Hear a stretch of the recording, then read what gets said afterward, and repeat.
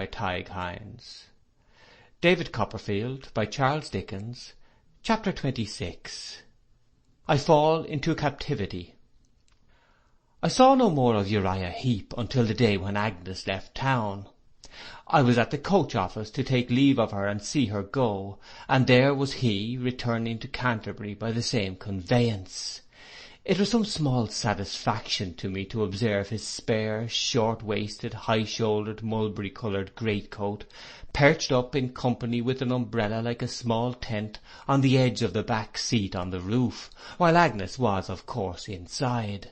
But what I underwent in my efforts to be friendly with him, while Agnes looked on, perhaps deserves that little recompense. At the coach window, as at a dinner party, he hovered about us without a moment's intermission, like a great vulture, gorging himself on every syllable that I said to Agnes or Agnes said to me. In the state of trouble into which his disclosure by the fire had thrown me, I had thought very much of the words Agnes had used in reference to the partnership. I did what I hope was right, feeling sure that it was necessary for Papa's peace that a sacrifice should be made. I entreated him to make it. A miserable foreboding that she would yield to and sustain herself by the same feeling in reference to any sacrifice for his sake had oppressed me ever since. I knew how she loved him. I knew what the devotion of her nature was. I knew from her own lips that she regarded herself as the innocent cause of his errors, and as owing him a great debt she ardently desired to pay. I had no consolation in seeing how different she was from this detestable Rufus with a mulberry-coloured greatcoat, for I felt that in the very difference between them, in the self-denial of her pure soul and the sordid baseness of his, the greatest danger lay. All this doubtless he knew thoroughly, and had in his cunning considered well. Yet I was so certain that the prospect of such a sacrifice afar off must destroy the happiness of Agnes, and I was so sure from her manner of its being unseen by her then, and having cast no shadow on her yet, that I could as soon have injured her as given her any warning of what impended. Thus it was that we parted without explanation, she waving her hand and smiling farewell from the coach window, her evil genius writhing on the roof, as if he had her in his clutches and triumphed. I could not get over this farewell glimpse of them for a long time. When Agnes wrote to tell me of her safe arrival, I was as miserable as when I saw her going away. Whenever I fell into a thoughtful state, this subject was sure to present itself, and all my uneasiness was sure to be redoubled. Hardly a night passed without my dreaming of it.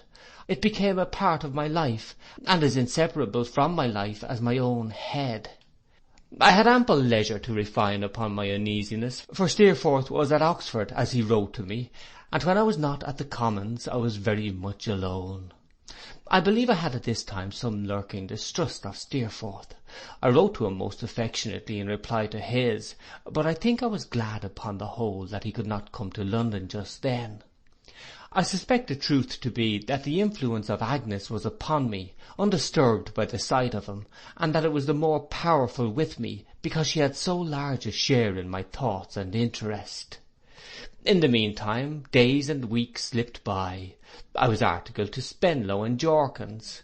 I had £90 a year, exclusive of my house rent and sundry collateral matters, from my aunt.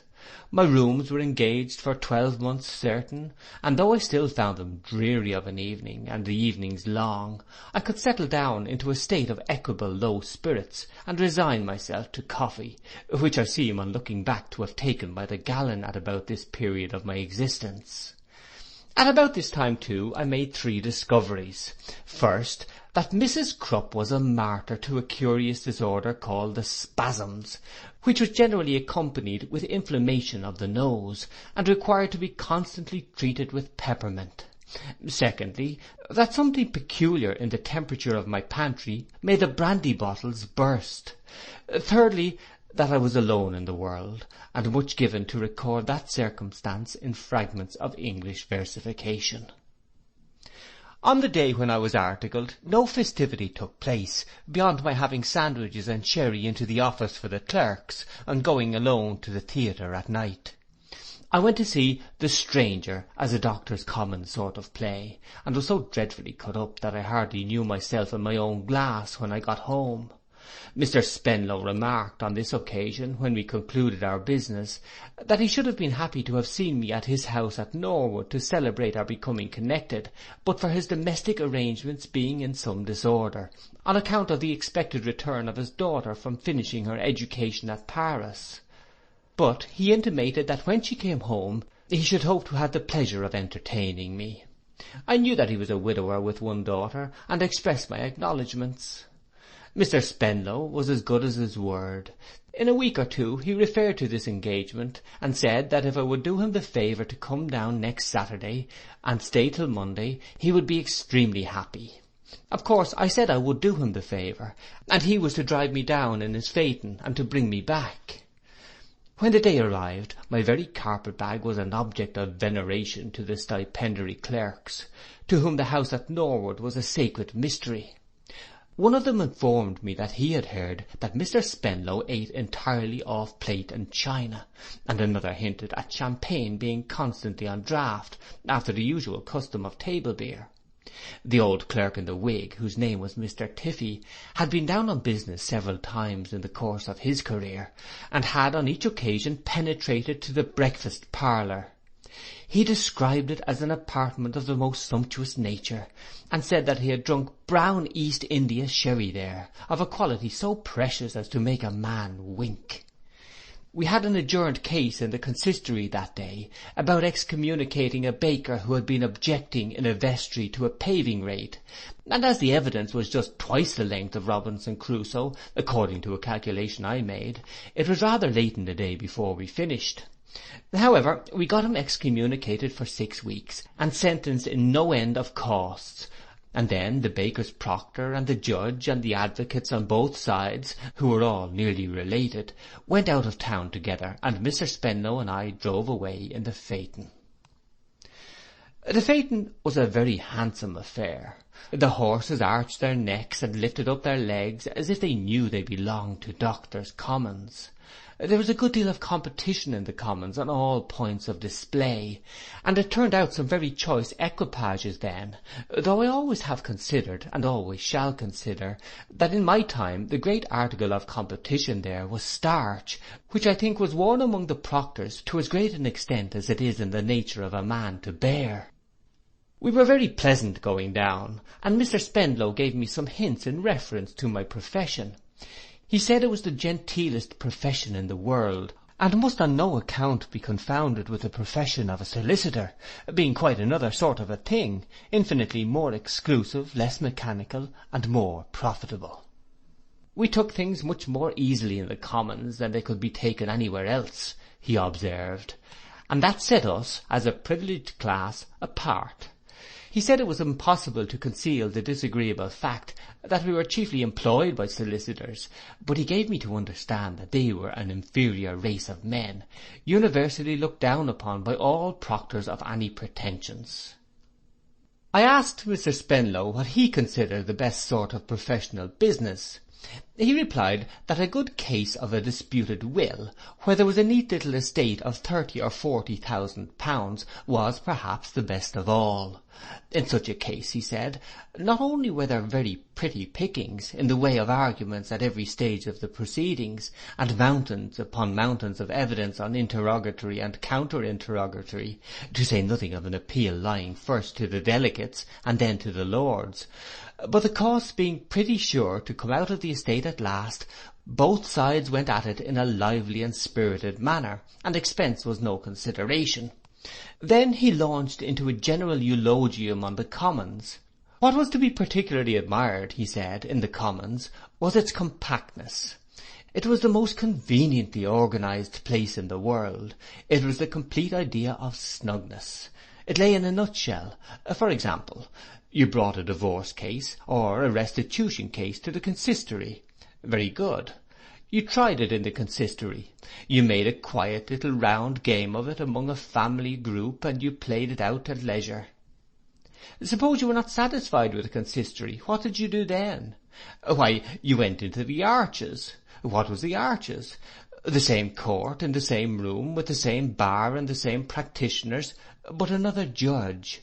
For there the consistory judge could plead any court day as an advocate. Well, you played your round game out again. Still you were not satisfied. Very good. What do you do then? Why, you went to the delegates. Who were the delegates? Why, the ecclesiastical delegates were the advocates without any business, who looked on at the round game when it was playing in both courts, and had seen the cards shuffled and cut and played, and had talked to all the players about it, and now came fresh as judges to settle the matter to the satisfaction of everybody.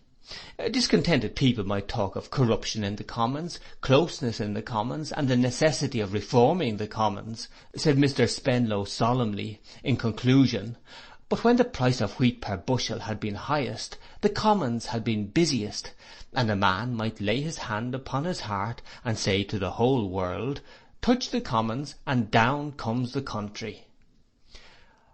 I listened to all this with attention, and though I must say I had my doubts whether the country was quite as much obliged to the Commons as Mr. Spenlow made out, I respectfully deferred to his opinion. That about the price of wheat per bushel I modestly felt was too much for my strength, and quite settled the question. I have never to this hour got the better of that bushel of wheat. It has reappeared to annihilate me all through my life in connection with all kinds of subjects. I don't know now exactly what it has to do with me, or what right it has to crush me on an infinite variety of occasions, but whenever I see my old friend the bushel brought in by the head and shoulders, as he always is, I observe, I give up a subject for lost. This is a digression. I was not the man to touch the Commons and bring down the country. I submissively expressed by my silence my acquiescence in all that I heard from my superior in years and knowledge, and we talked about the stranger and the drama and the pairs of horses until we came to Mr. Spenlow's gate. There was a lovely garden to Mr. Spenlow's house, and though that was not the best time of year for seeing a garden, it was so beautifully kept that I was quite enchanted. There was a charming lawn, there were clusters of trees, and there were perspective walks that I could just distinguish in the dark, arched over with trellis work, on which shrubs and flowers grew in the growing season. Here Miss Spenlow walks by herself, I thought. Oh, dear me. We went into the house, which was cheerfully lighted up, and into a hall where there were all sorts of hats, caps, greatcoats, plaids, gloves, whips, and walking sticks. "Where is Miss Dora?" said Mr. Spenlow to the servant. Dora, I thought, what a beautiful name. We turned into a room near at hand. I think it was the identical breakfast-room, made memorable by the brown East India sherry, and I heard a voice say, "Mr. Copperfield, my daughter Dora and my daughter Dora's confidential friend." It was no doubt Mr. Spenlow's voice, but I didn't know it, and I didn't care whose it was. All was over in a moment. I had fulfilled my destiny. I was a captive and a slave. I loved Dora Spenlow to distraction. She was more than human to me. She was a fairy, a sylph, I don't know what she was, anything that no one ever saw and everything that everybody ever wanted. I was swallowed up in an abyss of love in an instant. There was no pausing on the brink, no looking down or looking back. I was gone headlong before I had sense to say a word to her. "I," observed a well-remembered voice when I had bowed down and murmured something, "have seen Mr. Copperfield before." The speaker was not Dora. No, the confidential friend, Miss Murdstone. I don't think I was much astonished. To the best of my judgment, no capacity of astonishment was left in me. There was nothing worth mentioning in the material world but Dora Spenlow to be astonished about. I said, "How do you do, Miss Murdstone? I hope you are well." She answered, "Very well." I said, "How is Mr. Murdstone?" She replied, "My brother is robust. I am obliged to you." Mr. Spenlow, who I suppose had been surprised to see us recognize each other, then put in his word. "I am glad to find," he said, "Copperfield, that you and Miss Murdstone are already acquainted." "Mr. Copperfield and myself," said Miss Murdstone with severe composure, "are connections. We were once slightly acquainted. It was in his childish days. Circumstances have separated us since. I should not have known him." I replied that I should have known her anywhere, which was true enough. "Miss Murdstone has had the goodness," said Mr. Spenlow to me, "to accept the office, if I may so describe it, of my daughter Dora's confidential friend. My daughter Dora having unhappily no mother, Miss Murdstone is obliging enough to become her companion and protector." A passing thought occurred to me that Miss Murdstone, like the pocket instrument called a life-preserver, was not so much designed for purposes of protection as of assault. But as I had none but passing thoughts for any subject save Dora, I glanced at her directly afterwards, and was thinking that I saw in her prettily pettish manner that she was not very much inclined to be particularly confidential to her companion and protector, when a bell rang, which Mr. Spenlow said was the first dinner bell, and so carried me off to dress. The idea of dressing oneself, or doing anything in the way of action, in that state of love, was a little too ridiculous. I could only sit down before my fire, biting the key of my carpet-bag, and think of the captivating, girlish, bright-eyed, lovely Dora.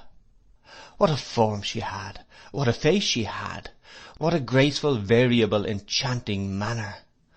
The bell rang again so soon that I made a mere scramble of my dressing, instead of the careful operation I could have wished under the circumstances, and went downstairs. There was some company.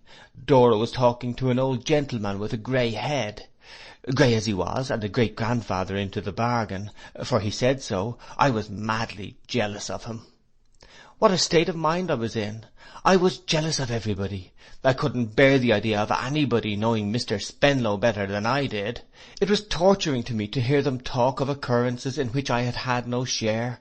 When a most amiable person with a highly polished bald head asked me across the dinner table if that were the first occasion of my seeing the grounds, I could have done anything to him that was savage and revengeful. I don't remember who was there except Dora. I have not the least idea what we had for dinner besides Dora. My impression is that I dined off Dora entirely. I sent away half a dozen plates untouched. I sat next to Dora. I talked to her. She had the most delightful little voice, the gayest little laugh, the pleasantest and most fascinating little ways that ever led a lost youth into hopeless slavery. She was rather diminutive altogether. So much the more precious, I thought. When she went out of the room with Miss Murdstone, no other ladies were of the party, I fell into a reverie, only disturbed by the cruel apprehension that Miss Murdstone would disparage me to her. The amiable creature with the polished head told me a long story, which I think was about gardening. I think I heard him say, "my gardener," several times. I seemed to pay the deepest attention to him, but I was wandering in a Garden of Eden all the while with Dora.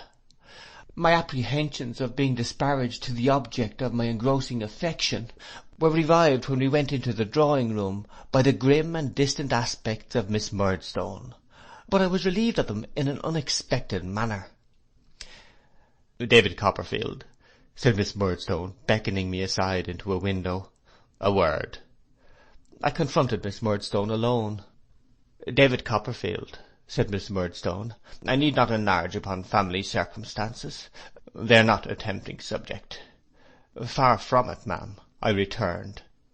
"Far from it," assented Miss Murdstone. "I do not wish to revive the memory of past differences, or of past outrages.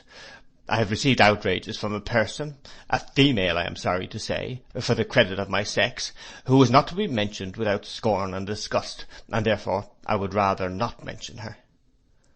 I felt very fiery on my aunt's account, but I said it would certainly be better, if Miss Murdstone pleased, not to mention her.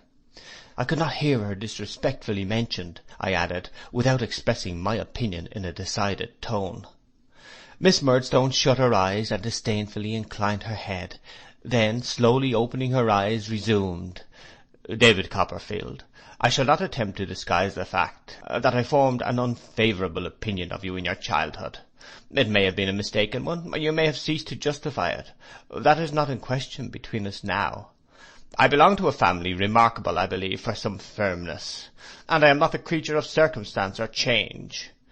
I may have my opinion of you, and you may have your opinion of me." I inclined my head in turn.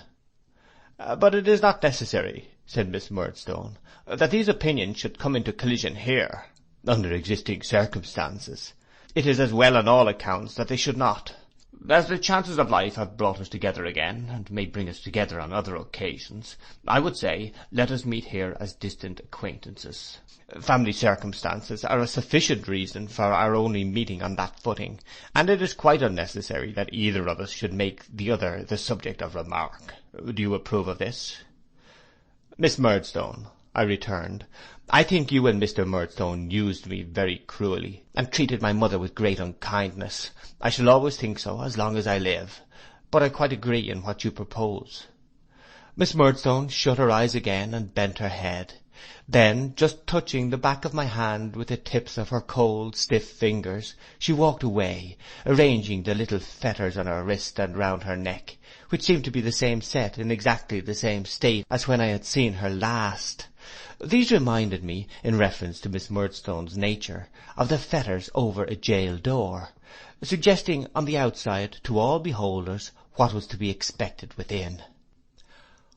All I know of the rest of the evening is that I heard the Empress of my heart sing enchanted ballads in the French language, generally to the effect that, whatever was the matter, we ought always to dance, tarala, tarala, accompanying herself on a glorified instrument resembling a guitar. That I was lost in blissful delirium, that I refused refreshment, that my soul recoiled from punch particularly, that when Miss Murdstone took her into custody and led her away, she smiled and gave me her delicious hand, that I caught a view of myself in a mirror looking perfectly imbecile and idiotic, that I retired to bed in a most maudlin state of mind, and got up in a crisis of feeble infatuation. It was a fine morning and early, and I thought I would go and take a stroll down one of those wire-arched walks, and indulge my passion by dwelling on her image. On my way through the hall I encountered her little dog, who was called Jip, short for Gypsy. I approached him tenderly, for I loved even him, but he showed me his whole set of teeth, and got under a chair expressly to snarl, and wouldn't hear of the least familiarity. The garden was cool and solitary. I walked about, wondering what my feelings of happiness would be, if I could ever become engaged to this dear wonder. As to marriage and fortune and all that, I believe I was almost as innocently undesigning then, as when I loved little Emily. To be allowed to call her Dora, to write to her, to dote upon and worship her, to have reason to think that when she was with other people she was yet mindful of me, seemed to me the summit of human ambition. I'm sure it was the summit of mine. There is no doubt whatever that I was a lackadaisical young spoony, but there was a purity of heart in all this that prevents my having quite a contemptuous recollection of it, let me laugh as I may. I had not been walking long when I turned a corner and met her. I tingle again from head to foot as my recollection turns that corner, and my pen shakes in my hand. "You are out early, Miss Spenlow," said I. "It's so stupid at home," she replied, "and Miss Murdstone is so absurd.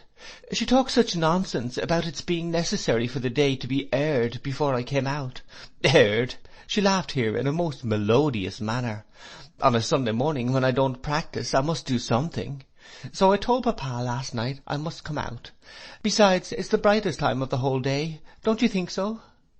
I hazarded a bold flight, and said, not without stammering, that it was very bright to me then, though it had been very dark to me a minute before. "Do you mean a compliment?" said Dora, "or that the weather has really changed?" I stammered worse than before, in replying that I meant no compliment, but the plain truth, though I was not aware of any change having taken place in the weather. It was in the state of my own feelings, I added bashfully, to clench the explanation. "I never saw such curls. How could I, for there never were such curls as those she shook out to hide her blushes. As to the straw hat and blue ribbons which was on the top of the curls, if I could only have hung it up in my room in Buckingham Street, what a priceless possession it would have been." "You have just come home from Paris?" said I. "Yes," said she. "Have you ever been there?" "No."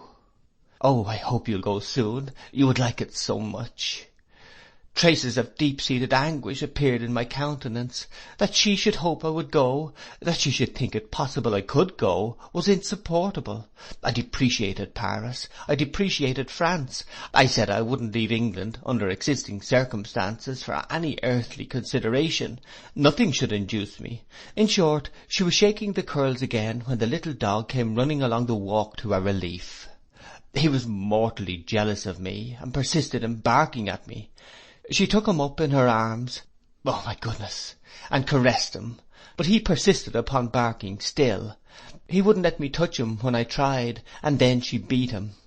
It increased my sufferings greatly to see the little pats she gave for punishment on the bridge of his blunt nose, while he winked his eyes and licked her hand, and still growled within himself like a little double bass.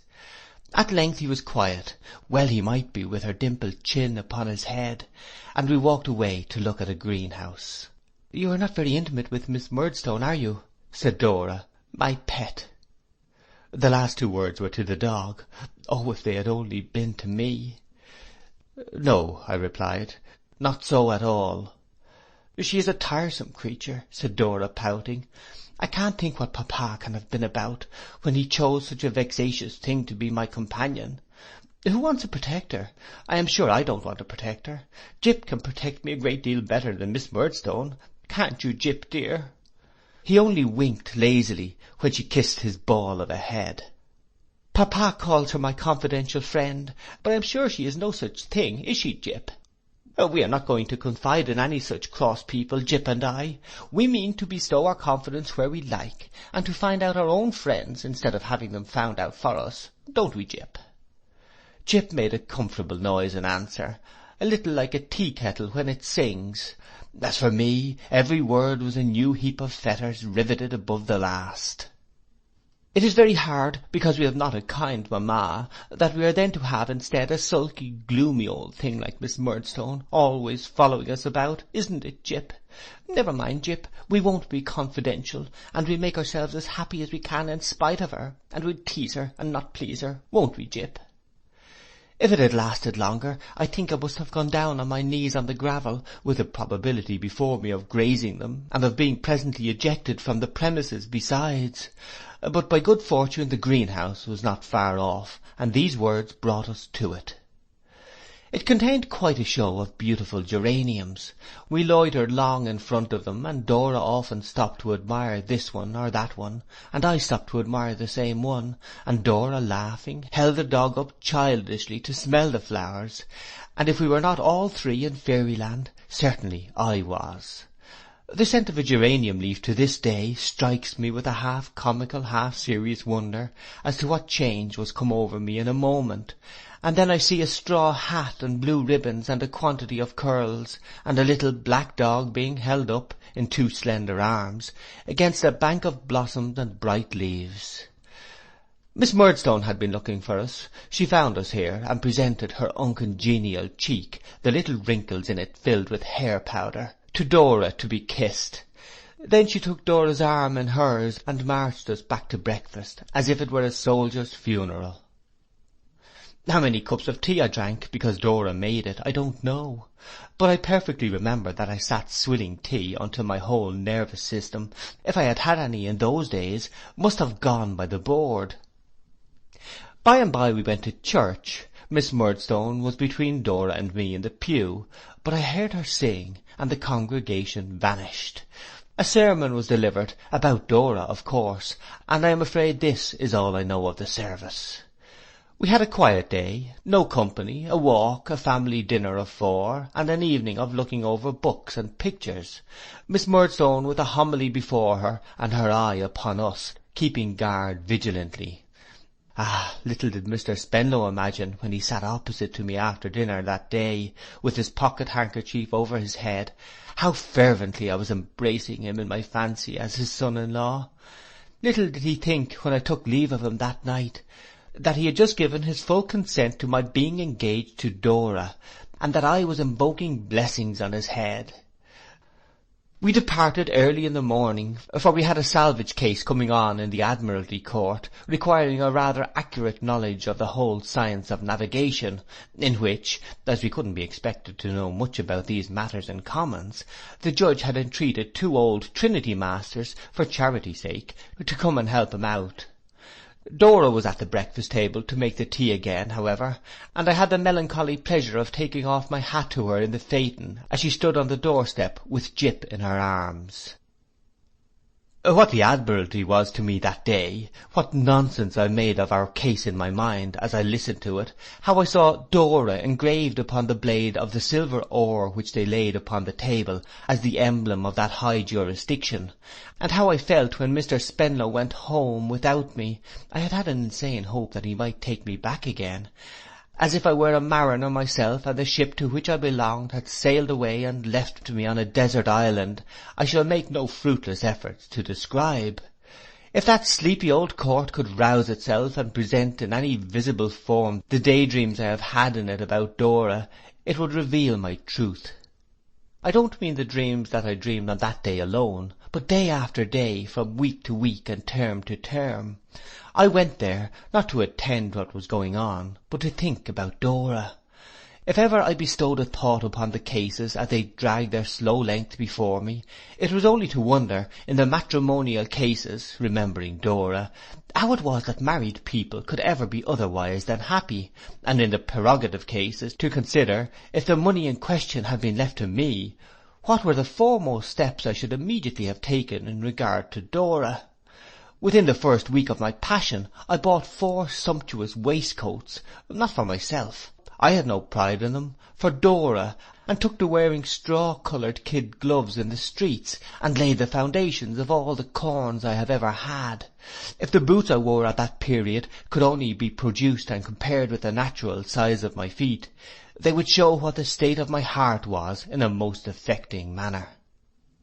And yet, wretched cripple as I made myself by this act of homage to Dora, I walked miles upon miles daily in the hope of seeing her.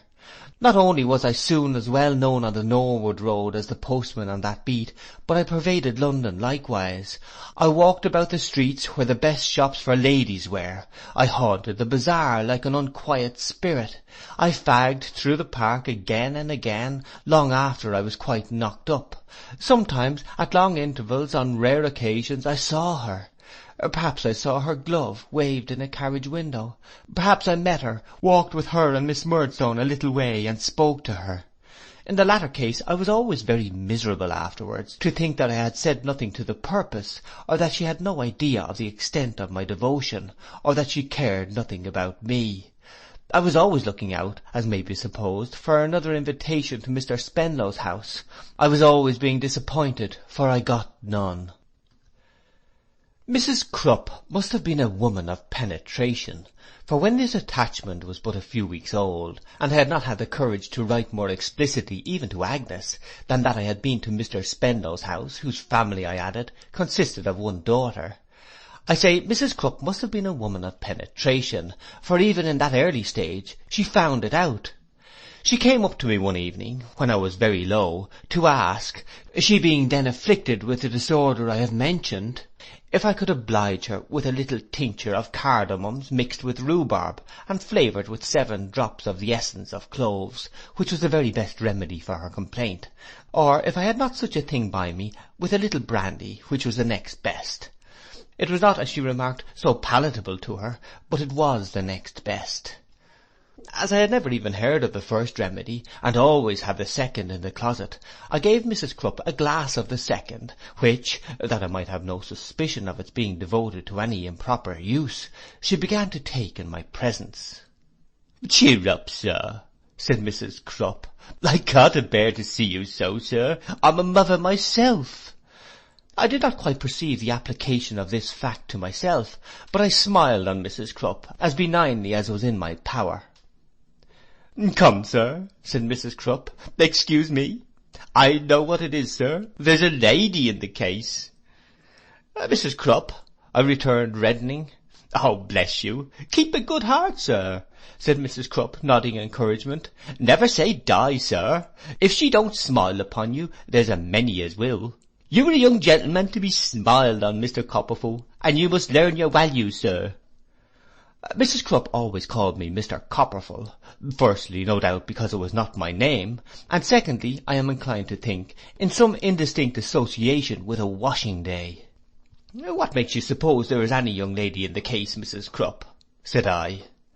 Mr. Copperfield, said Mrs. Crupp with a great deal of feeling, I'm a mother myself. For some time Mrs. Crupp could only lay her hand upon her nankeen bosom, and fortify herself against returning pain with sips of her medicine. At length she spoke again. When the present set were took for you by your dear aunt, Mr. Copperfield, said Mrs. Crupp, my remark were, I had now found someone I could care for. Thank heaven, were the expression, I have now found someone I could care for. You don't eat enough, sir, nor yet drink. Is that what you found your supposition on, Mrs. Crupp? Said I. Sir, said Mrs. Crupp, in a tone approaching to severity, I've laundressed of a young gentleman besides yourself. A young gentleman may be over-careful of himself, or he may be under-careful of himself. He may brush his hair too regular or too unregular. He may wear his boots too large for him, or much too small. That is according as the young gentleman has his original character formed.